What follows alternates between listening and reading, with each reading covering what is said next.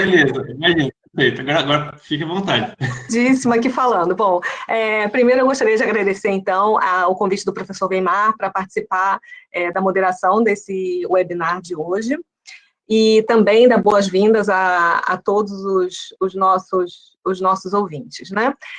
Então, nessa noite, nós daremos sequência ao segundo seminário de perspectivas do agronegócio, promovido pelos programas de pós-graduação em desenvolvimento regional e agronegócio, e pelo programa de pós-graduação em economia, Núcleo de Desenvolvimento Regional, e pelo curso de Ciências Econômicas da UniOeste. O agronegócio constitui-se em encadeamentos de etapas sequenciais, com produtos oriundos da agropecuária, usando os conceitos de gestão de cada uma destas para gerar desenvolvimento regional. Nesse conceito estão inclusos a agricultura familiar e a agricultura patronal, pois, em 2050, teremos que alimentar um contingente de 10 bilhões de seres humanos, e o uso eficiente desse recurso será necessário para todos os sistemas produtivos, grandes e pequenos. Hoje, o engenheiro agrônomo, mestre Guilherme Soria Bastos Filho, apresentará o tema Perspectivas para a Produção Agrícola Nacional num cenário de pós-pandemia. Guilherme Soria Bastos Filho é graduado em agronomia pela Universidade Federal de Viçosa, mestre em agricultura com concentração em economia pela Exalc, USP, e mestre em economia agrícola e recursos naturais pela University of Maryland, nos Estados Unidos. Iniciou a carreira como pesquisador científico do Instituto de Economia Agrícola da Secretaria da Agricultura do Estado de São Paulo, atuou posteriormente como analista do Banco Fininvest, consultor no Banco Mundial, analista na Fundação Getúlio Vargas e gerente sênior em inteligência de mercado na Multigrain, que é uma trading do grupo Mitsui. Foi sócio da empresa de consultoria AgroConsult e das empresas de investimento Peabirus Capital, Agri 63 Investimentos. Em fevereiro de 2019, assumiu a diretoria de Política Agrícola e Informações da Conab, a DIPAI, né? E em fevereiro de 2020, tornou-se diretor-presidente da companhia. Então, Guilherme, a palavra é sua. Muito obrigado, Ana Kreter, muito obrigado, professor Weimar, que é um colega de longa data, amigo de longa data, e a todos que estão nos acompanhando pelas mídias sociais. Então, hoje vamos então falar sobre as perspectivas para a produção agrícola no cenário de pós-pandemia, né, para a safra 2021. A gente gosta sempre de abrir, né, e é um gráfico aqui, assim, que fica muito evidente, né, sobre uma das questões que mais afetam as discussões de governo internacional, que é a questão da sustentabilidade da nossa produção. Então, esse daqui é um gráfico, né, que a Embrapa Monitoramento Territorial tem divulgado bastante, né, e mostrando aí a nossa produção agropecuária ocupando 1/3 do território brasileiro, né? E desse 1/3, a gente está falando em 7,8% ocupado com lavouras. Então, toda essa produção de soja, milho, cana, café, ela toda concentrada aí em 7,8%. E é claro que a gente tem aqui praticamente 21%, né, entre pastagens plantadas e pastagens nativas, né, e temos 66,3% do território, que são áreas destinadas à vegetação protegida e preservada. Lembrando que desses 66,3%, né, a gente tem aqui do território nacional como um todo, 25,6%, 26% do território brasileiro, né, são áreas destinadas à preservação da vegetação, já no âmbito das propriedades agrícolas, que tem que aí aderir às questões aí do CAR. Então, a gente mostra realmente aqui muito nitidamente, né, essa questão da sustentabilidade da produção agropecuária no Brasil. Outro dado assim também que é sempre importante trazer, e aí a gente pega aqui um acompanhamento que a Conab já de longa data vem fazendo no monitoramento das lavouras, né, que é exatamente olhando aqui a questão de área, produção e produtividade. Então, a gente tem aqui, na safra 97-98, né, nós tínhamos aí uma produção de 76,6 milhões de toneladas de grão. Nós temos agora, 2021, a nossa última estimativa, com 269 milhões de toneladas. Isso daí mostrou aí um crescimento de 251% nesse período. O que nós temos, e que é muito evidente, é que, basicamente, essa produção ela aconteceu toda numa área que cresceu somente 66%. E a gente está botando aqui a área de primeira safra, né? Porque a gente sabe que depois das culturas de inverno, né, as culturas a cultura da segunda ou terceira safra do milho acontecem sobre essas áreas de primeira, né? Então, o que a gente tem aí é um crescimento da produtividade em torno de 84%, enquanto essa área de primeira safra a gente teve aí apenas 66% de aumento. E o que explica muito isso? A questão da produtividade, né? Então, a gente tem, claro que aí essa grande presença da Embrapa, que, querendo ou não, é uma mola propulsora em termos não só dos pacotes tecnológicos, de sementes, insumos, mas também toda a parte da área da tecnologia produtiva, né? Então, correção e manejo de solos, a própria questão da irrigação, a disseminação da agricultura de precisão, cada vez mais forte em todas as regiões do país, a questão das máquinas e implementos que estão muito mais eficientes, né? E a gente não pode deixar de esquecer, né, do papel das políticas públicas também na condução desse processo. Só para lembrar que há tempos atrás, né, o milho segunda safra, ele era simplesmente uma sucessão de culturas, né, naquele sentido de você tentar economizar insumos, né, e aproveitar aquela palhada para o plantio direto da safra de soja. E hoje ele já é uma grande opção comercial e hoje é a parte mais importante da safra brasileira de milho. Questão da importância, né, do Brasil dentro dessa pujança toda de produção, né, e aí a gente traz aqui, a professora Ana começou a falar sobre exatamente esse nosso papel aí nessa alimentação desse mundo, né? A gente tem soja, somos hoje o maior produtor, passamos os Estados Unidos. Somos hoje o maior exportador, temos aproximadamente aí mais de metade da soja exportada, ela é brasileira. Café, continuamos seguindo a liderança como o maior produtor e exportador e temos aí quase que 1/3 das exportações de café mundiais. Cana, somos o maior produtor e maior exportador e temos aí também um pouco mais de 1/3 das exportações mundiais. Suco de laranja, seguimos também como maiores produtores e exportadores, e mais da metade da suco de laranja exportado no mundo é brasileiro. E, em termos de abastecimento, né, nós estamos aí, no caso de carne bovina, somos o segundo maior produtor, mas já somos o maior exportador e representamos aí 19%. Frango, terceiro maior produtor, somos o maior exportador e temos aí mais de 1/3 das exportações mundiais. Carne suína, temos muito ainda o que crescer, ainda estamos como quinto maior produtor, como quarto maior exportador e somente 6% das exportações do mundo. Milho, que somos aí o terceiro maior produtor, já figuramos aí entre o maior exportador. Lembrar que o milho, aí há um pouco mais de 10 anos atrás, nós chegávamos a ser importadores de milho. né, e representar, hoje, as nossas exportações já chegam aí a 20% das exportações mundiais.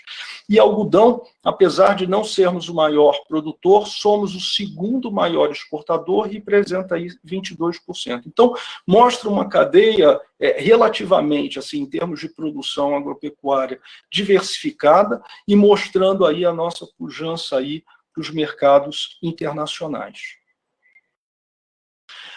E aí vem uma questão, né? E a gente tem verificado muito esse ponto do aumento dos preços e tudo mais, e começam algumas discussões em relação, puxa, mas o Brasil está exportando demais, deveria ficar mais produto aqui internamente, onde que estão os estoques do governo para poder regular preço, e eu acho que isso aqui é um gráfico que deixa muito claro exatamente uma métrica do nosso excedente exportável. E aí a pergunta, temos que estimular mais a produção diante desse sentido? A gente vê em 2013, 2014, né, nós tínhamos um excedente exportável de 68 milhões de toneladas de grãos. Quer dizer, tudo que foi produzido, tirando o que foi consumido e considerando aí, muitas vezes, os estoques aí de passagem, nós tivemos aí 68 milhões. Em 19 e 20, esse ano, quer dizer, agora em 2020, esse excedente passou para 105 milhões de toneladas. Quer dizer, nós produzimos uma safra recorde esse ano, né, consumimos quase que em torno de 150 milhões de toneladas e ainda sobraram 105 milhões de toneladas para esse, como excedente exportável, que gerou não só essa segurança alimentar internacional, né, para os países que necessitam, como gerou também uma fonte de divisas para o nosso país.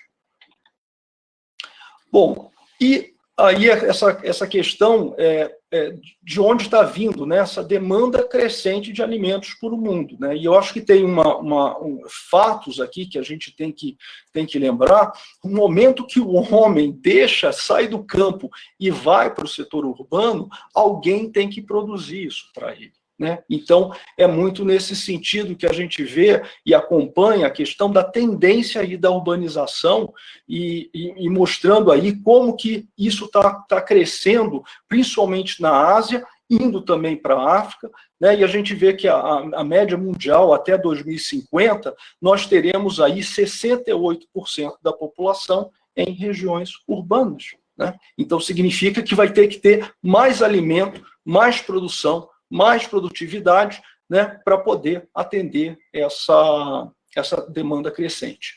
Então, só para ter uma ideia, quer dizer, em 2050, a ideia é que tenhamos mais 2 bilhões de pessoas no mundo, né? Essa população urbana crescendo de 55% para 68% em 2050, ela passa a ter 2,5 bilhões de pessoas nas cidades. E quase 90% desse crescimento concentrado na Ásia e na África. E aí mostra, eu acho que é isso que a gente faz até aqui um comparativo, né? Hoje, quer dizer, vem muito essa discussão com relação à presença da China, né, como sendo o nosso principal destino aí, de boa parte aí das nossas exportações agrícolas, principalmente pensando aí em termos de soja e alguns outros produtos, mas é isso, o grau de urbanização da China, ele está realmente aí numa fase, a gente pode ver aqui no gráfico, aqui à direita, né, como realmente a população rural ela começa a cair a partir do finalzinho da década de 90, né, e você passa realmente a não ter mais meio a meio, mas sim agora uma população predominantemente urbana, né, e com isso demandando um crescimento, demandando proteínas, e que você tem que consumir isso de outros países que não a China, por todas as restrições que a gente sabe que eles padecem lá no país.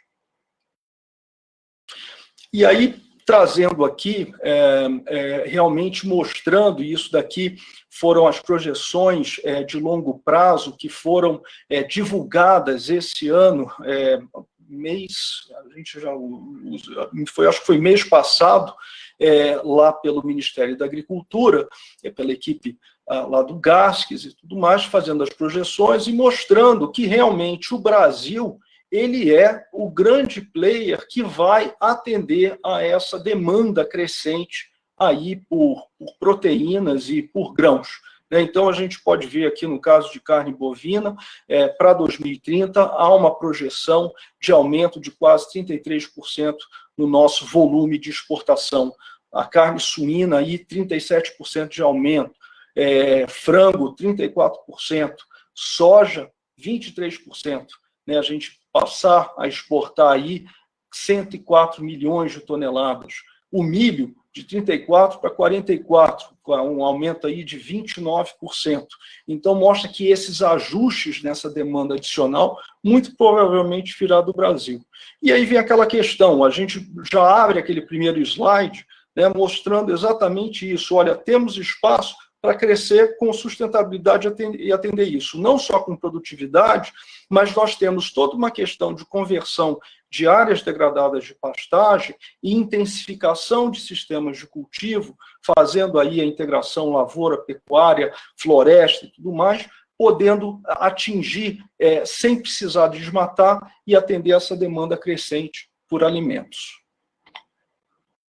Então, exatamente esse era o ponto para falar sobre o crescimento de área de pastagem. Né?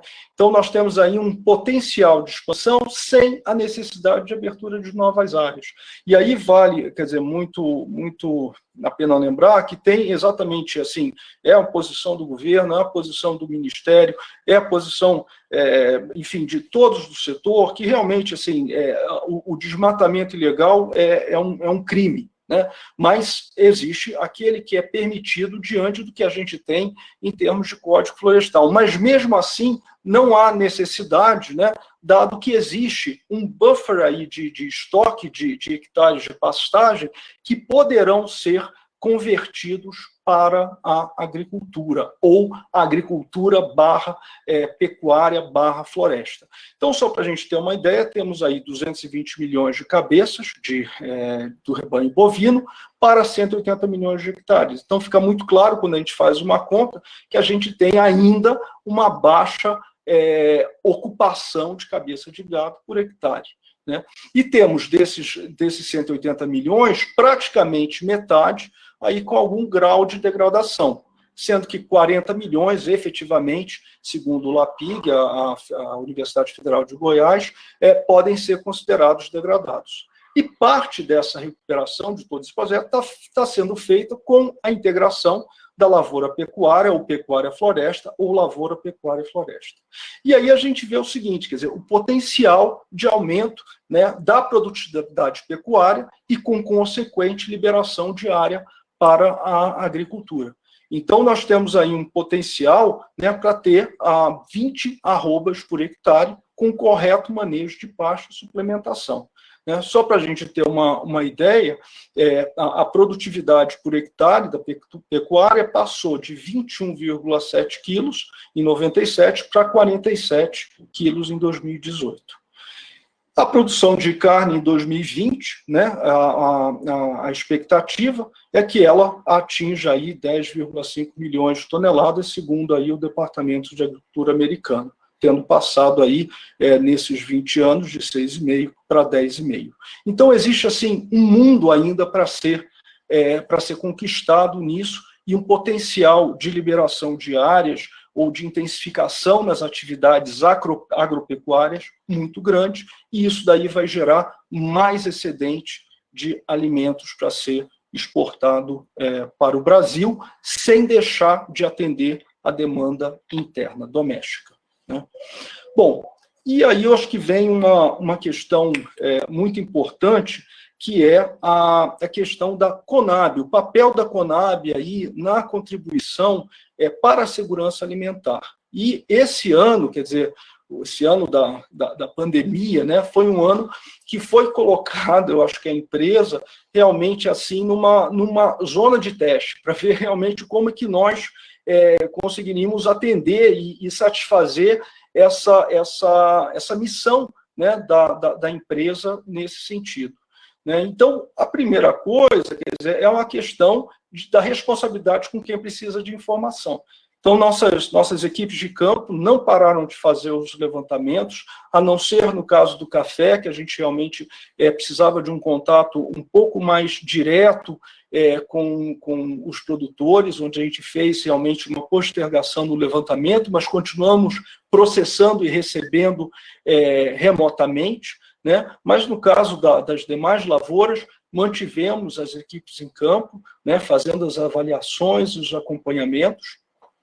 Temos mantido os investimentos, então, também no processamento de dados e na nossa divulgação, trazendo realmente cada vez mais uma tempestividade na divulgação dessas informações. Então, mantivemos os técnicos em campo, o contato com as redes de informantes, o acompanhamento agrometeorológico e espectral.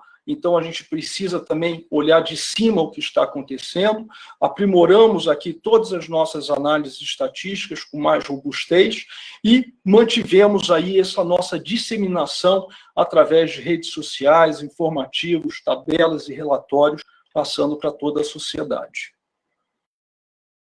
Bom, o acompanhamento da safra agrícola, como a gente falou, tem essa questão, então, da informação objetiva diária, né? E nós estamos cada vez mais avançando nesse processo. Hoje, só para vocês terem uma ideia, a área de cana de açúcar, por exemplo, ela já está 100% mapeada desde a safra 2013-2014. O arroz irrigado, já numa parceria que fizemos aí por mais de 3 anos com a Agência Nacional de Águas, tá? Ela foi concluída esse mapeamento em 97,5% da área do arroz irrigado. O café, desde 2019, também já com 98,4% da área total do café brasileiro sendo mapeado através de satélite, tendo todos os limites muito bem delineados. Nós temos aí, no caso, uma máscara ainda, e esse é o nosso desafio daqui para frente, né, com culturas de segunda safra, culturas de inverno e culturas de verão. Né? Então, na verdade, por exemplo, o nosso desafio agora em 2021 é exatamente poder fazer um mapeamento de 100% da área de soja no Brasil. Soja, milho e talvez aí a gente começar com alguns outros produtos aí, como a parte de pecuária, que é também uma das nossas tendências aí para 2021. Nesse levantamento de informações, é muito importante dizer que, além de termos informantes em praticamente todo o país, temos aí em torno aí de mais de 900 informantes, nós mapeamos aí todas as regiões produtoras, né, fazemos esse acompanhamento agroclimático e espectral, né, temos modelos estatísticos de previsão, ajudando a nos dar, e aí é uma questão seguinte, a Conab e toda essa equipe de campo, a ideia é que a gente possa realmente passar para o nosso Ministério Supervisor, o Ministério de Agricultura, né, uma ideia de para onde está, qual é a tendência dessa safra, né, para onde que ela está indo, né, ela pode ter, e aí a gente vai ver isso um pouco mais para frente, como é que está o nosso monitoramento dessa safra, para a gente encerrar, mas exatamente esse é a nossa razão de existir e de estar no campo fazendo esses levantamentos. Então, só para a gente ter uma dimensão, por ano, nós percorremos 440 mil quilômetros.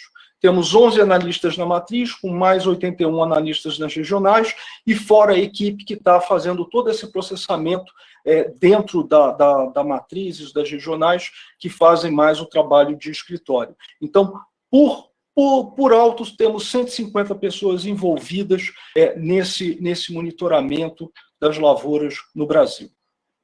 Então, aqui uma outra atividade que começamos a fazer no início deste ano, né, e ela ainda bem foi antes aí da decretação da pandemia, né, que é a coleta da informação objetiva de produtividade.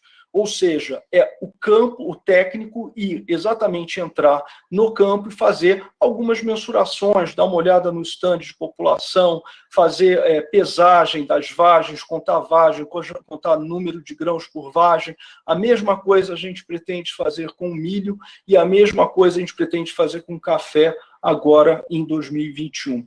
Então, esse ano, por exemplo, no início desse ano, fizemos aí mais de 1.000 amostras, fizemos aí, percorremos com auxílio de outras empresas, para a gente exatamente ter esse primeiro approach com essa informação objetiva, percorremos as principais regiões produtoras, fazendo a coleta de população, média de grãos e peso de grãos, para a gente ter um pouco mais de assertividade em cima daquilo que está sendo produzido no campo.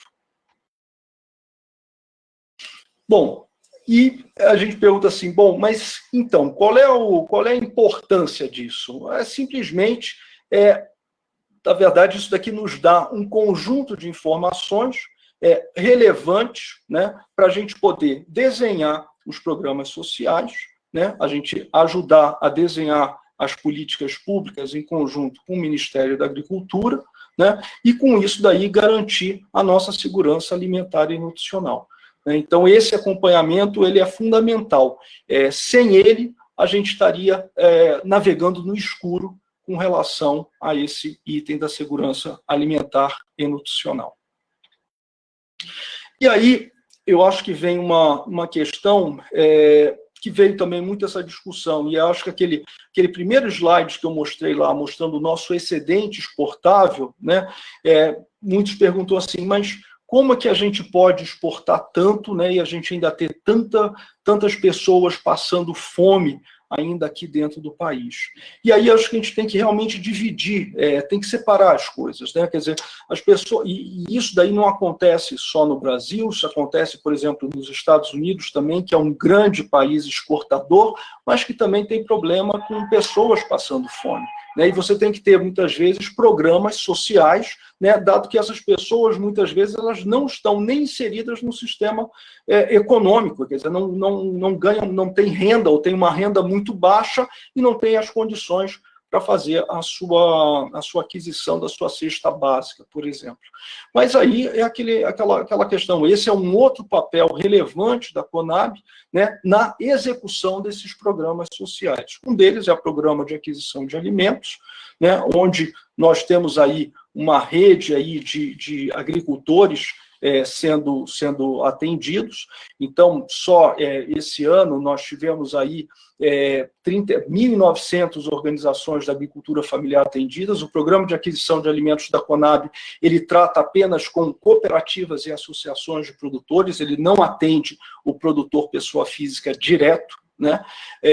Tivemos aí aproximadamente 32.500 famílias beneficiadas, 82.000 toneladas de alimentos adquiridos, né, e aproximadamente 7 milhões de consumidores atendidos com esse programa, que basicamente compra o excedente da agricultura familiar e transfere isso para pessoas que estão com o que eles chamam do mapa de insegurança alimentar, e que esse mapa ele é acompanhado e definido pelo Ministério da Cidadania. Então, uma ação conjunta entre o Ministério da Agricultura e o Ministério da Cidadania para atender.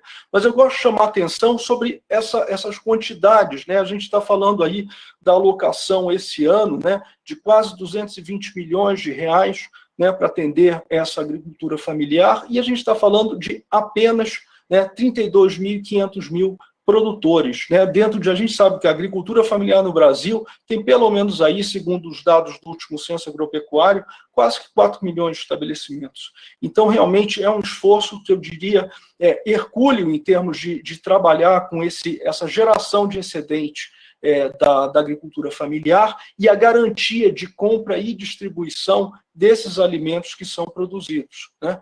Então, na verdade, quer dizer, tem que ser, e isso daí é uma questão que eu diria, uma diretriz até do governo, né?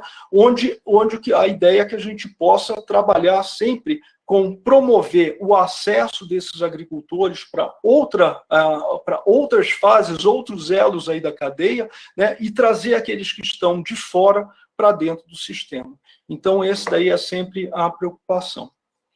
Outro ponto, outro programa que nós atuamos muito fortemente é a distribuição de cesta de alimentos. Então, é exatamente isso. Ou são questões aí o caso da pandemia foi emblemático, né, o Ministério da Mulher, da Família e dos Direitos Humanos, com a ministra Damares, né, conseguiu, numa ação emergencial, assinamos uma transferência do Ministério, aí da ordem de 27 milhões de reais, e que permitiu aí a entrega de quase 400 mil cestas de alimentos para tribos indígenas e quilombolas, sendo prioritários em termos de distribuição.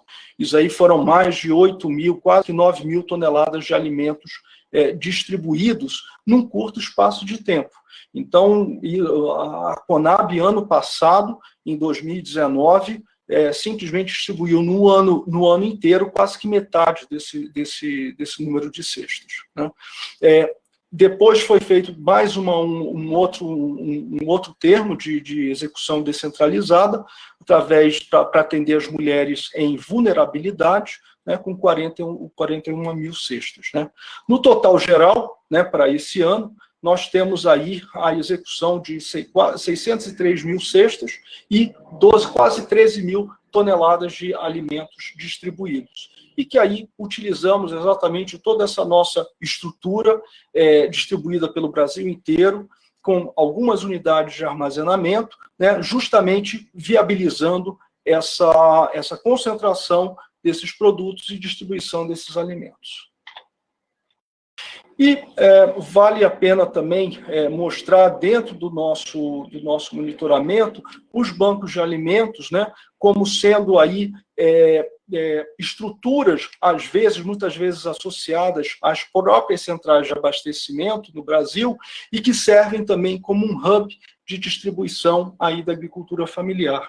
E a gente traz esse mapa só para trazer aí a luz do problema que foi, exatamente, eu lembro, eu tinha há um mês aí assumido a presidência e veio a pandemia, né, que foi realmente aquela tensão com relação a possível disrupções que poderiam acontecer no abastecimento, né? De fato, aconteceram, né, algumas disrupções, pontuais, né? E aí a gente está falando aqui muitas vezes de uma cadeia de hortifruti, né, que tem um período realmente pequeno e que aí com fechamento de cadeias de restaurante, pessoal mudança de hábito alimentar, isso realmente gerou um choque, e não bastasse isso ainda com os problemas climáticos que normalmente acontecem ou com excesso de chuva ou com falta de chuva, afetando diferentes produtos, mas isso que nós fizemos com toda a nossa equipe, com toda a nossa rede de informantes, fizemos um mapeamento para e passo, que antes era feito uma vez por mês, né, recebendo as informações, e ele foi praticamente diarizado, né? Tínhamos um acesso direto a isso com as principais centrais de abastecimento, monitorando a entrada, a saída, a chegada dos produtos e acompanhando e monitorando preços e volumes em todo o Brasil. Então, isso daí, de novo, é mais outro serviço que a CONAB presta, né, não só para o Ministério da Agricultura, mas para o governo federal como um todo, para dar exatamente a dimensão e a situação desse trânsito de frutas e hortaliças entre centrais de abastecimento em todo o Brasil. Bom, e aí talvez eu tenha andado um pouco mais rápido, mas eu acho que vai ser bom para a gente abrir aí para perguntas, mas eu queria exatamente nisso daí fechar. Bom, então, a gente falou aí o que a gente está vendo de perspectivas, né, aí para 2020 e 2021. Bom, começamos exatamente numa virada de ano, numa virada de safra aí de início um pouco complicada, com a formação aí de laninha, né, com isso daí um período aí de seca, né, e de atraso no início do plantio, né, e registramos aí, no caso, principalmente do milho, primeira safra, que começa a ser plantado mais cedo, principalmente aí na região sul, né, tivemos atraso, já temos perdas registradas, né, mas fazemos, e aí a gente traz esse mapa, né, mostrando exatamente que isso não é uma questão generalizada. Então, a gente não pode, e às vezes a gente tem que tomar muito cuidado, né, quando começa a partir de uma região e começa a divulgar isso como se tivesse um problema no país inteiro. E não é verdade. Pelo nosso monitoramento das condições tanto de soja quanto de milho, realmente essa questão foi mais concentrada aqui em algumas regiões da região sul, né, mas o restante do país, o desenvolvimento das lavouras segue a contento. E aí, no caso aqui do Rio Grande do Sul, a gente já tem aí algumas perdas estimadas em 3,6 milhões de toneladas em relação à estimativa inicial, e aí tem que tomar muito cuidado também, porque o pessoal começa a fazer contas com relação à safra passada, e a safra passada você não pode considerá-la como potencial, então muitas vezes você acaba, em termos de volume total de produção, tendo uma redução menor do que esperado, e isso foi basicamente em função da falta de umidade, principalmente no norte, noroeste e nas Missões. E na Santa Catarina, a produção também, a produtividade potencial do milho, primeira safra, também é afetada, principalmente aí na região oeste. E trago aqui esse quadro, essa tabela aqui, mostrando o progresso da safra. Essa daí é mais uma outra inovação que a Conab está apresentando esse ano, e vamos seguir daqui para frente, que é exatamente fazer esse acompanhamento do progresso da safra. Deixo aqui a fonte com link, né, toda semana ele é atualizado, né, para a gente realmente fazer um acompanhamento para e passo aí do desenvolvimento das lavouras nas principais regiões produtoras. Então, ficou muito claro, até assim, no caso do milho primeira safra, algumas regiões, como no caso do Rio Grande do Sul, em função da seca, atrasou, mas depois, no período mais recente, nós estamos até com um percentual de plantio até superior ao ano passado, no mesmo período. Com relação à soja, né, no caso, também a região sul foi um problema. No caso de Santa Catarina, com o retorno aí das chuvas, a semeadura já atingiu praticamente o que tinha no mesmo período do ano passado, né. As áreas, no caso da soja, ela é um pouco mais resiliente, né, em termos de aceitar esses problemas climáticos no início, e ela já retoma o desenvolvimento vegetativo normal. E aí é caso de acompanhar e monitorar esse desenvolvimento do Laninha e questão sobre a manutenção dessas chuvas futuras para garantir uma boa produção no estado. E no caso do Rio Grande do Sul, a semeadura também já atingiu o mesmo patamar do ano passado, né, embora algumas áreas precisaram aí de serem semeadas, ressemeadas, né? E, de maneira geral, isso daí também foi uma questão muito importante de fazer esse monitoramento, porque começa a acender aqueles alertas do atraso de plantio, só que uma questão, e eu gosto de trazer os dados do Mato Grosso, né? O Mato Grosso, ele praticamente em uma semana, com a retomada das chuvas e a normalização das chuvas, ele praticamente semeou mais de 3 milhões de hectares, entre 3 e 4 milhões de hectares. Quer dizer, é um mundo de a capacidade realmente dos produtores agrícolas brasileiros é incrível. Então, realmente é muito importante a gente fazer esse mapeamento, né, e realmente saber o quanto que a gente pode ter risco, né, na condução dessas lavouras até o final da safra, até o início da colheita. E aí, só para a gente fechar, o que a gente teve e o que a gente tem esperado com relação a 2020 e 2021. Então, em termos de Brasil, de novo, uma safra recorde aí se delineando, né, com 269 milhões de toneladas, né, soja atingindo aí provavelmente 135 milhões e o milho 105 milhões de toneladas. E não menos do que isso, ainda garantido um excedente exportável de 114 milhões de toneladas. Ou seja, tirando tudo que nós consumimos domesticamente, ainda temos aí uma expectativa para 2021 de gerarmos um excedente de 114 milhões de toneladas. Claro que isso aqui ainda é um diagnóstico, nós ainda não terminamos o plantio, né, da safra 2021, mas principalmente no caso de soja e milho, ele está em andamento, né? Lembrando que temos que monitorar as condições de colheita, né, em um ano de laninha, onde você tem uma concentração de chuvas aí do centro para norte, mas a gente tem que ver a concentração, que isso às vezes pode impactar a colheita, mas, enfim, é tudo uma questão, e isso daí é agricultura, isso aí, a agricultura sofre das questões, das condições climáticas erráticas, muitas vezes, não só no Brasil, mas isso é no mundo inteiro, né? E esse é o nosso papel. O nosso papel é realmente manter toda essa atividade em campo, em escritório, lá em cima, nos satélites, olhando, mapeando e passando esse norte para o nosso ministério e para toda a população que nos acompanha.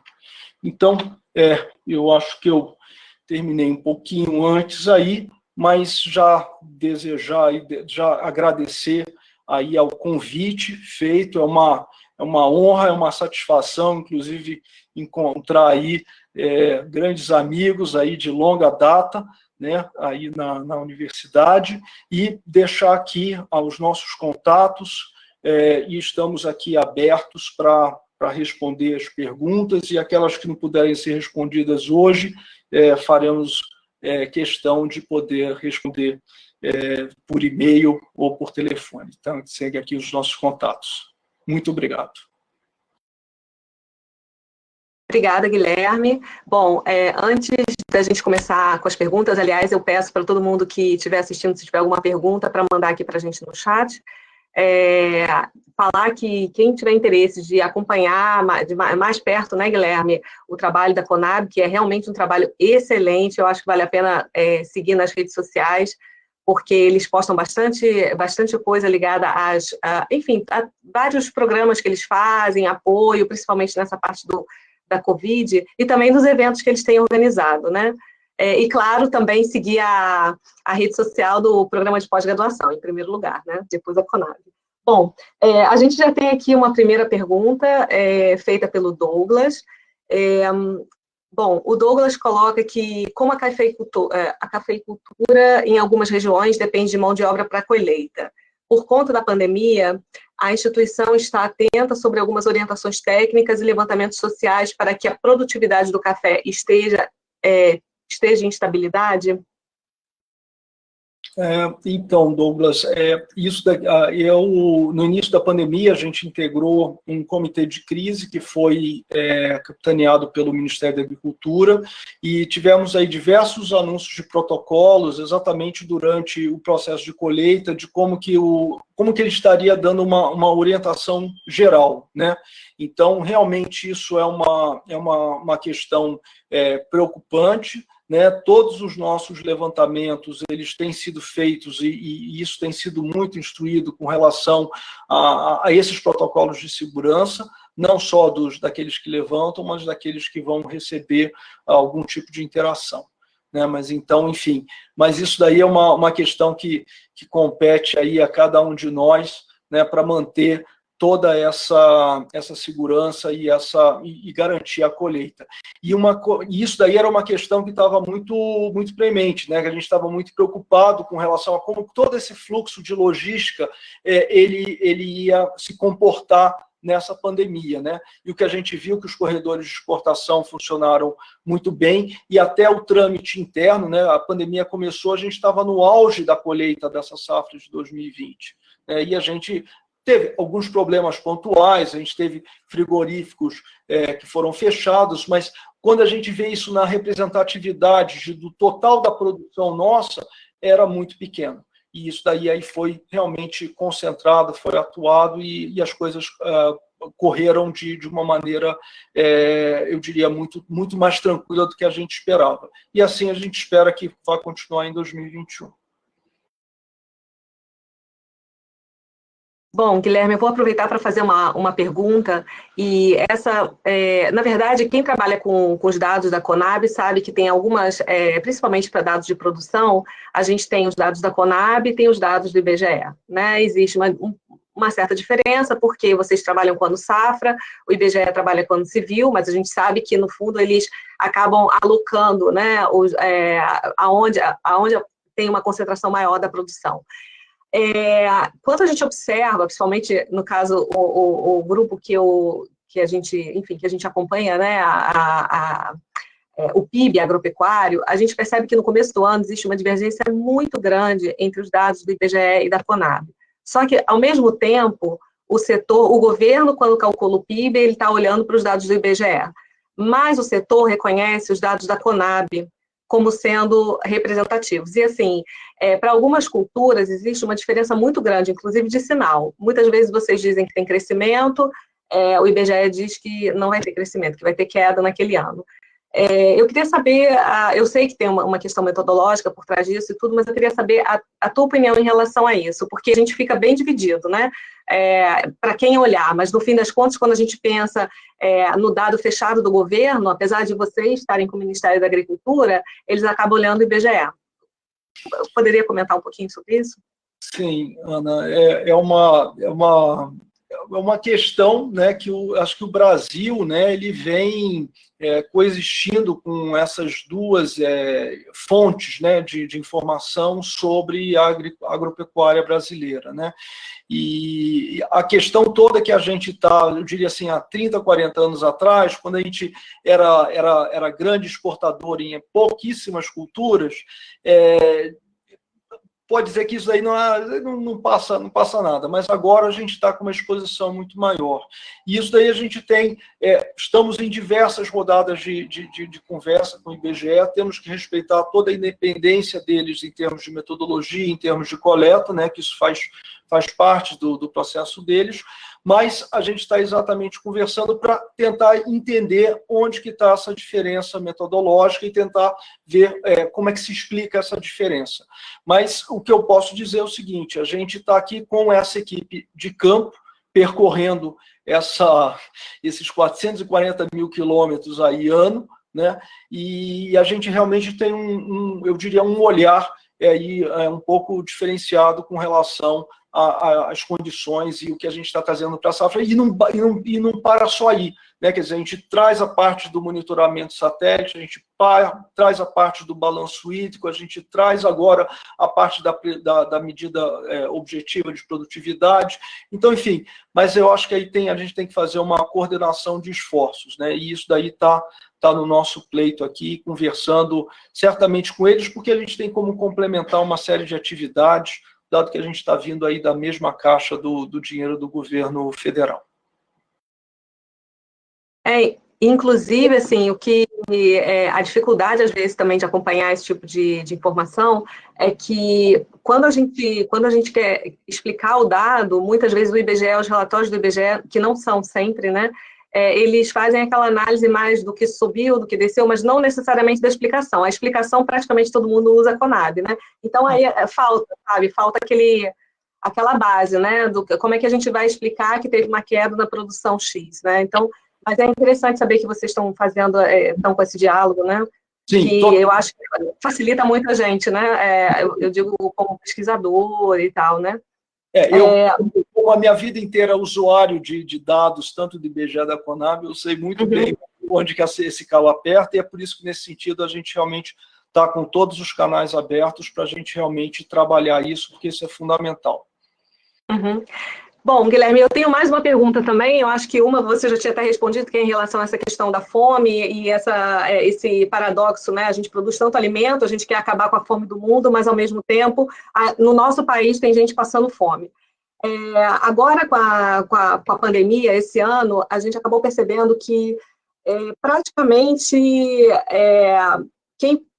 quem trabalhou com previsão do agro não conseguiu acertar. Eu não conheço nenhuma instituição que conseguiu ser bem precisa em relação ao que a gente tinha produzido em 2020 e o que provavelmente a gente vai produzir em 2021. A gente mesmo do IPE começou com 3,2 e para 2021 está ladeira abaixo, né? A gente nem sabe como é que vai ficar. Mas, enfim, a minha pergunta é em relação principalmente a produção de alimentos, que acabou sendo colocada como vilão da inflação, né? Às vezes, enfim, o alimento, claro que ele tem uma representatividade muito grande, né? Por exemplo, no IPCA. Agora, eu queria saber um pouquinho da tua opinião, o que você acha dessa... eu acho que é quase que uma acusação, né? Quando eles falam, porque a culpa é do produtor, porque o preço ao produtor, e a gente sabe que dentro da cadeia, do produtor até o consumidor final, até a venda no varejo, existem, enfim, N etapas, né? Eu queria saber um pouco da posição da Conab em relação a isso, e alguma perspectiva, se vocês estão tendo, de estudos, porque a gente está também bastante...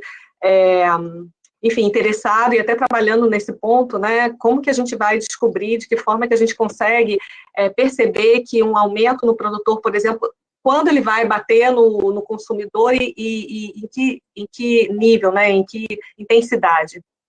Tá. Ana, bom, essa pergunta desde que eu não posso me esquecer aqui de setembro, quando começou a questão da subida do preço do arroz, o tanto que a gente teve que responder por essa questão. Mas eu queria... eu acho que a gente tem algumas coisas aqui para separar. Uma, eu acho que ficou claro, quer dizer, naquele balanço de excedente exportável, que nós produzimos o suficiente para a gente consumir tudo que a gente precisava domesticamente, né? O que eu falei, a questão da fome é uma questão de um público que, mesmo que você produza muito mais, ele vai continuar não tendo acesso a isso. Isso é uma questão de uma política social que tem que entrar a um público que está realmente à margem do sistema econômico, que não tem renda para comprar o alimento. Então, existem uma série de programas para tentar suprir essa deficiência. E nós temos produção para garantir esse abastecimento, inclusive, né? A questão dos preços é uma questão do que aconteceu no mundo e uma questão também cambial muito forte, né? A gente teve uma desvalorização extremamente, uma das maiores em todo o mundo, né? Teve uma saída de recursos muito forte, né? E a gente realmente estamos aí com esse sistema aí livre de flutuação do câmbio e chegamos nesse patamar. O que isso daí gera, né, uma atratividade internacional muito grande dos nossos produtos. E, de uma certa maneira, da mesma forma como nós experimentamos essa mudança de hábitos alimentares durante esse período da pandemia, o restante do mundo também. Então, hoje o que a gente vê, na verdade, assim, até pegando um panorama, né, de novo, os olhos continuam voltados para a China, né, que é o único país que acabou crescendo no final das contas, no frigir dos ovos da economia, e que realmente está demandando esse crescimento aí, esse consumo de alimentos, né? E fora os outros países. Por exemplo, o caso do arroz em setembro. Qual foi o problema? Não é que o Brasil começou a exportar muito mais do que era esperado. Na verdade, o Brasil já exportou até muito mais. Há umas 3 ou 4 safras atrás, a gente exportou quase 2 milhões de toneladas. O problema é que os nossos importadores, as nossas origens de importação normalmente disponíveis, como Uruguai, Argentina e até Paraguai, elas simplesmente começaram também a exportar para fora, para outros países que começaram a demandar arroz, né? E, além disso, nós tivemos picos de consumo, né? Então, o Corona Voucher e tudo mais trouxe para o consumo, né, uma fatia que normalmente nem tinha acesso a isso. E outra, as outras classes que normalmente a gente sabe que o arroz, à medida que você vai aumentando a renda, o consumo cai, e a gente pode ver isso nas séries históricas, né, passou a consumir mais. Deixou de... Porque é o que eu falo sempre, aquela imagem, né? A gente, quando vai num quilo, você não vai encher seu prato de arroz, você vai entrar de proteína, de outros produtos. Só que no momento que você está em casa, você não está mais no quilo, o arroz tem uma fácil cocção, você tem toda a família lá para alimentar, é muito mais fácil. Mas assim, quando você começa a fazer, aí o pessoal começou, vai faltar arroz, nós pegamos aqui e fizemos uma estimativa, né, de que no final de setembro, a gente tinha lá em torno de quase 4 milhões de toneladas, mais de 4 milhões de toneladas de arroz em estoque. Quer dizer, daquilo que foi produzido, do que teve de estoque de passagem, o que estava sendo previsto de consumo e de exportação, ainda sobravam mais de 4 milhões de toneladas. Então, simplesmente é uma questão de como o câmbio e ele está ditando muito essa formação de preços aqui no mercado doméstico. E aí a questão toda, aí veio a questão de zerar a TEC, a tomada de decisão de zerar a TEC, né, que foi exatamente isso. 400 mil toneladas não vai adiantar. Olha, não vai adiantar, mas eu estou dizendo lá para frente para a indústria que se ela precisar comprar, ela vai poder comprar mais barato. E isso daí já muda a formação. E o que a gente viu? A partir desse momento, uma certa estabilidade e queda nos preços ao produtor, né? Então, mostrando que mexeu com a formação das expectativas. Aí você pergunta a questão da transmissão da inflação do produtor para o varejo. É só uma questão da gente acompanhar o IGP, ou abrir os componentes do IGP e pegar o IPCA, né? Então, a gente vê um IGPM ou um IGPDI, né, bombando, né, acima, eu não sei agora de cabeça, mas ele está, sei lá, 15%, não sei quanto é que está o valor agora, mas a gente vê um PCA e relativamente aí sob controle. Então, assim, é aquela questão mostrando aí como é que essa coisa não se transmite de uma maneira assim tão um para um, como a gente vê pelos próprios indicadores de inflação. Obrigada, Guilherme. Mais alguma pergunta? Weimar, quer fazer o fechamento? Não, eu queria fazer... Tem duas perguntas, a do nosso amigo... tem duas perguntas aí. Agora que eu estou vendo, desculpa, gente. Eu não rolei a barra para baixo. Tem do Leonardo, tem do Sérgio e tem da Tainara. Tem três perguntas. Tá. Então, vamos lá. Bom, eu vou seguir aqui na ordem, né? A primeira pergunta, então, é do Sérgio. Eu peço realmente desculpa, porque eu realmente não tinha visto, mas ele coloca, questiono, bom, parabéns pela sua palestra e a sua abrangência. Questiono quanto aos principais gargalos voltados ao controle dos estoques e reguladores, AGF, EGF. Também quanto à redução ou freio das exportações de certas matérias-primas que faltam na nossa agroindustrialização para o trato animal, por exemplo, a soja e o milho, e também os de segurança alimentar humana, muitos para atender o PNAE, o PAA, os restaurantes populares, etc. Além da importação de alguns, como leite e outros, prejudicando a nossa produção interna e desestimulando os produtores rurais e preços, e inviabilizando. No caso, eu acredito que seja para comentar essa frase que ele colocou. Então, acho que aqui tem várias questões, seja essa questão do controle dos estoques reguladores.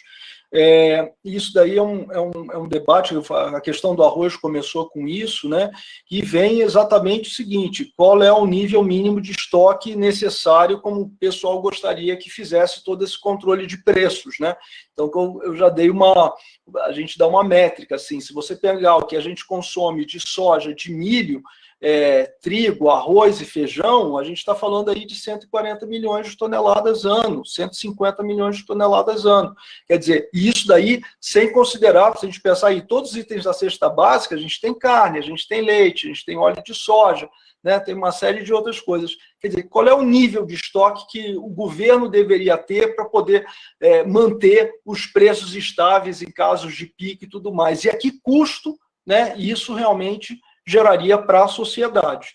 Então, essa é uma pergunta que deve ser, e aí, Ana, acho que os pesquisadores deveriam nos ajudar a fazer esse cálculo do que seria esse custo, para exatamente passar assim: a sociedade está disposta, né, a pagar para manutenção de estoques nessa ordem de grandeza, para essas eventualidades, ou usamos, né, tentamos usar instrumentos econômicos para tentar aliviar, como fizemos agora com a zerada da TEC, né?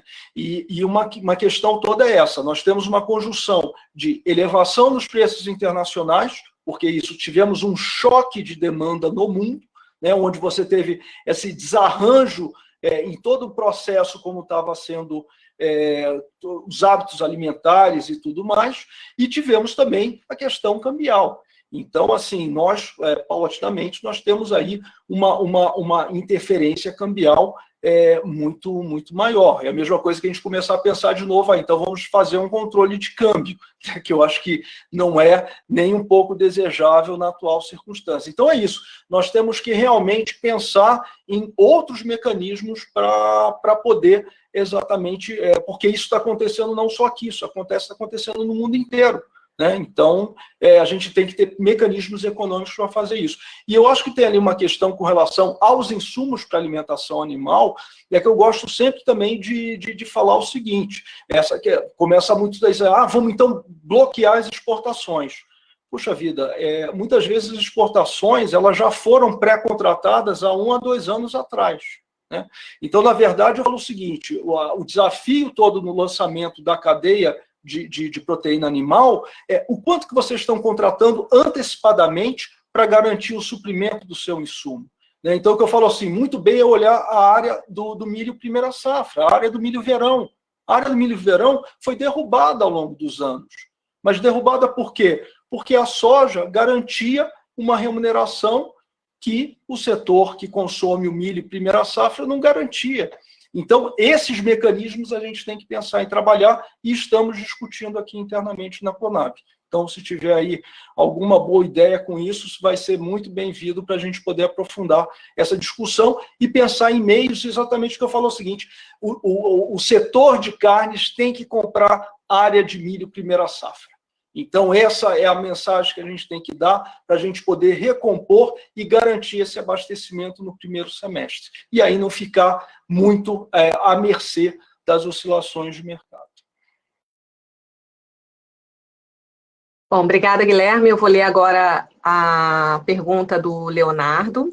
Ele parabeniza pela apresentação e ele coloca que atualmente os preços dos grãos, como soja e milho, estão em níveis jamais vistos. Gostaria de saber qual a sua projeção com relação ao preço desses grãos para o próximo ano, além da sua projeção em relação aos preços das carnes suína, bovina e de aves. Leonardo, assim, a gente não tem ainda um sistema aqui estamos trabalhando, né, com modelagem de projeção de preços, né? Inclusive, eu acho que, quem sabe, um dia a gente consiga realmente fazer até como o Departamento de Agricultura americano, né, botar aí exatamente as médias projetadas de preços, a gente pretende fazer isso, mas hoje, assim, olhando toda a perspectiva de cenário internacional, de câmbio e tudo mais, a gente ainda tem realmente esses preços internacionais elevados, né? E no caso do preço das carnes, a mesma coisa com relação a essa demanda, a gente tem sentido um pouco mais de dificuldade nesse repasse, nessa evolução dos preços no caso do frango, o que aí, exatamente esse é um setor, vai ser, eu diria o seguinte, para o setor de carnes em 2021, a situação vai ser uma situação ainda de margens, eu acho que bem apertadas, né?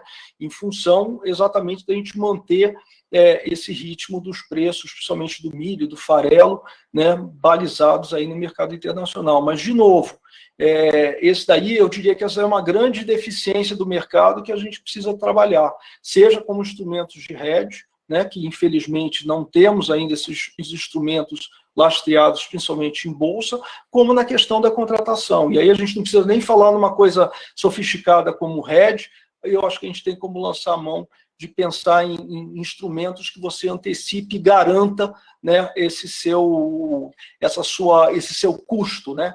Eu acho que essa que é a grande questão, vai ser a grande chave aí para o setor de carnes e setor de proteína animal, né? Porque o leite também está sofrendo com essa questão. Obrigada, Guilherme. Eu vou ler, então, a última pergunta, que é da Tainara. Ela também parabeniza pela apresentação e fala que gostaria de saber se vocês trabalham também com dados de oferta e demanda de sementes para plantio e não a commodity. Estou tendo muita dificuldade de encontrar esses dados. Tainara, é difícil mesmo, não é? É muito difícil. O que a gente faz, inclusive nos nossos balanços de oferta e demanda, né, a gente faz algumas estimativas, né, em termos de consumo de semente por hectare para aquilo que vai ser utilizado no plantio, olhamos os dados oficiais e a gente eu diria o seguinte, não temos realmente um quadro de oferta e demanda de sementes, honestamente, mas a gente faz um cálculo à parte para isso constar nos nossos balanços de oferta e demanda mensais. Mas a gente está aberto aí também para, se quiser, depois conversar com a nossa equipe e poder trocar umas ideias de como que a gente pode aprimorar esse acompanhamento, que realmente, devo confessar, essa é uma das deficiências aqui no nosso acompanhamento referente a esses dados. Obrigada, Guilherme. Então, Weimar, eu acho que agora eu passo a palavra para você.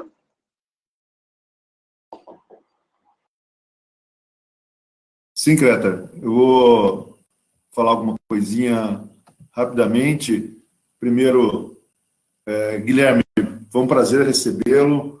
As nossas brincadeiras antes da apresentação mostram que não foi essa justificativa para você não apresentar tão cedo aqui.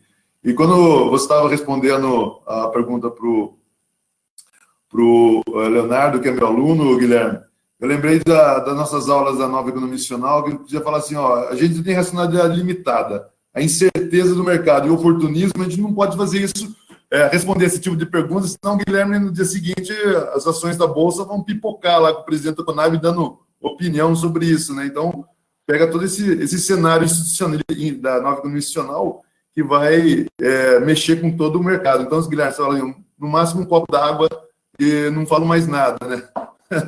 Mas, só para a gente finalizar realmente, e fechamos com chave de ouro com a sua palestra, Guilherme, nós tivemos três palestras que te antecederam, né?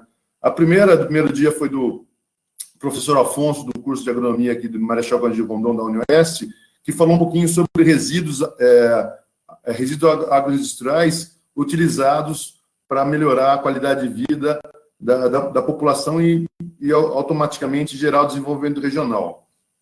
No dia seguinte, nós tivemos a apresentação do Edivan, que apresentou a palestra sobre produção de grãos sustentáveis, que é um modelo aqui do Instituto Rural do Paraná, mostrando a eficiência de uso da agricultura integrada, orgânica e química, fazendo uma integração que melhora a produtividade e, consequentemente, reduz o custo de produção, gerando uma eficiência no sistema muito legal, de forma que o agricultor pode ter uma redução de custos e, consequentemente, uma melhor rentabilidade dos seus produtos e, consequentemente, gerar o que a gente sempre almeja no nosso programa de desenvolvimento regional e agronegócio.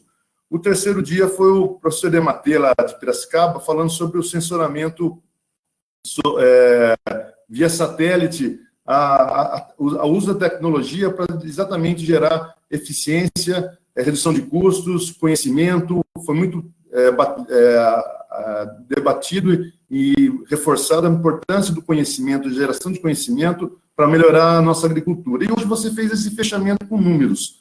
Então, esse nosso segundo seminário de perspectivas do agronegócio, promovido pelo nosso Programa de Desenvolvimento Regional e Agronegócio, fechou com chave de ouro e com essas informações a gente pode perceber, e você mostrou hoje, de maneira bem geral no Brasil, como está ocorrendo a produção agrícola, e você foi muito bem sucedido em informar que, em regiões como a nossa, estamos passando por um período de seca, que as expectativas de produção, eu converso e tem bastante colegas meus que são agricultores e trabalham dentro do sistema aqui, do agronegócio aqui de Toledo, eles estão percebendo que os recursos hídricos estão bastante escassos e a expectativa de produção vai ser bastante comprometida, principalmente com a milho da primeira safra, como você falou. Então, todo esse acabouço de conhecimento que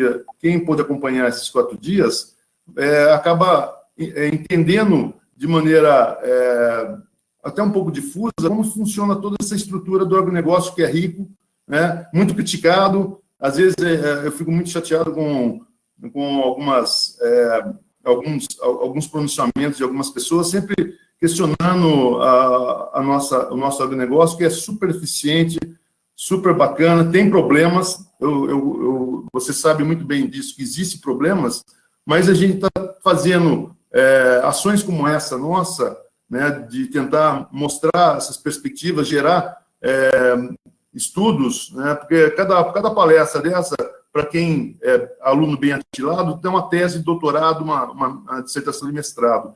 E a gente faz exatamente para isso, né? Eu acho que ela tem duas funções. Uma é querer ver grandes amigos nossos, que foi o seu caso, mas tem um conteúdo para a gente fazer isso. A gente consegue juntar os dois. E isso acaba sendo muito importante para nós, como pessoa, e para o programa, né, Guilherme? Então, eu gostaria de agradecer a Kreter, o Rodmar, que apresentou ontem, o próprio Valdir Galante, né, que foram os debatedores desses 3 dias, e esses 4 dias, vamos dizer assim, e tentar, novamente, numa outra oportunidade, trazê-lo pessoalmente para cá, né, a Kreter também, numa oportunidade, para você, naquelas grandes viagens que você está fazendo, você tem que passar aqui para Toledo, que aqui, para mim, é uma terra abençoada. Então, eu sou de Piracicaba, mas eu tenho um coração aqui meu, está muito ligado a Toledo. E eu gosto muito daqui, acho essa região aqui maravilhosa, e você tem que conhecer, parece que você não conhece Toledo, ou passou de maneira muito rápida, mas aqui você tem que ficar mais uns dias. Nesse sentido, eu não sei se o Jandir, ou o Valdir, ou o próprio Flávio, o Cristiano, queria fazer mais alguma abordagem, eu passo a palavra para vocês. Caso ninguém queira se pronunciar, eu encerro essa Posso fazer uma propaganda, Weimar, rapidinho? Pode. Posso fazer uma propaganda? Claro. Não, eu queria convidar vocês para participar. Semana que vem a gente vai ter o lançamento da Carta de Conjuntura do IPEA, a Carta de Conjuntura Agro, em que o Guilherme vai estar presente na abertura. A gente vai ter a presença também do presidente do IPEA e do subsecretário de Política Agrícola, da Secretaria de Política Agrícola do Ministério da Economia. E, assim, é interessante porque a gente poderia estar cooperando mais, mas a gente está tentando, né, Guilherme, se aproximar mais, mas é interessante ver, porque a gente passou a calcular também o PIB com os dados da Conab e debruçar mais em relação a essa questão dos dados, diferenças metodológicas, então um pouquinho do resultado disso a gente não pode falar agora quanto deu, né, mas a gente vai apresentar na semana que vem, vai ser terça-feira, às 2h30 da tarde, horário de Brasília. Então, seria basicamente isso, Guilherme. O Vladimir Mushin, nós poderíamos encontrar num momento oportuno. Até fiz um convite de WhatsApp para ele agora, e fiz para você. E é um prazer. Acho que eu geralmente não sei encerrar as coisas, né? Eu encerro muito abruptamente, mas às vezes até com choro, mas dessa vez não vou chorar, não. Eu vou encerrar esse evento, agradecer a todos que tiveram a paciência de ficar com a gente esses dias, né, os nossos alunos, nossos professores, e a gente se encontra, talvez, o ano que vem, no 3º encontro, e quem sabe o Guilherme ou a Ana Kreter vem de novo apresentar os novos dados para a gente, né, do momento bem pós-pandemia mesmo, porque daí já veio os resultados, já veio uma série de outras coisas, né? Então, Guilherme, né, meu querido amigo Guilherme, a gente se encontra breve e presencialmente. Não vejo a hora de encontrar todos aí presencialmente, tá? Convite aceito. Estou devendo essa visita. Tá bom. Isso insistentemente, não é que o Jefferson falou, não, né? Que ele falou, né? Então, eu acho que eu encerro aqui e agradeço a todos e uma boa semana, bom final de semana. E, como diz o Jandir, que todos sigamos sem Covid no nosso dia a dia, né? Amém. Um grande abraço. Kreter, muito obrigado, Guilherme, e a todos os demais espectadores. Boa noite, tá? Boa noite, e abraço a vocês todos. Até mais.